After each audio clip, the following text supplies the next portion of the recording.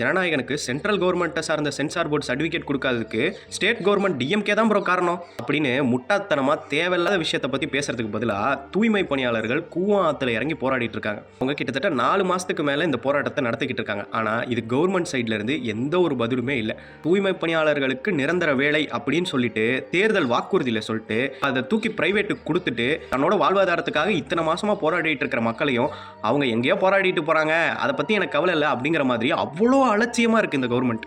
தூய்மை பணியாளர்கள் விஷயத்தில் டிஎம்கேவோட எல்லா செயல்பாடுகளுமே அந்த ராம்கிங்கிற பிரைவேட் நிறுவனத்துக்கு தான் சாதகமாக இருந்தது. கிட்டத்தட்ட 3 மாசமா கடலில் இறங்கி போராடி பார்த்துட்டாங்க, இப்போ கூவாத்தில் இறங்கிட்டாங்க. இங்கே போராடிட்டு இருக்கவங்களுக்கும் ஃபேமிலி இருக்குது, குழந்தைங்க இருப்பாங்க. அவங்கள விட்டுட்டு இங்கே வந்து போராடிட்டு இருக்காங்க. ஆனால் அவங்க எங்கே போராடினாலும் ஐ டோன்ட் கேர், போலீஸ் வச்சு அடித்து அந்த போராட்டத்தை கலைச்சிருவோம், இல்லை அதில் பாதி பேர் அரெஸ்ட் பண்ணிட்டு போயிடுவோம். இதுதான் இது வரைக்கும் இங்கே போராடிட்டு இருக்கிற தூய்மை பணியாளர்கள் கிட்ட இந்த கவர்மெண்ட் நடந்துக்கிட்ட விதம். அவங்களோட வாழ்வாதாரத்துக்காக கூவம் ஆற்றுல இறங்கி போராடுறாங்க. குறைஞ்சபட்சம் ஒரு மனிதாபிமானம் இருந்தாவது இந்த கவர்மெண்ட் கிட்ட இருந்து ஒரு பதில் வந்திருக்கும்.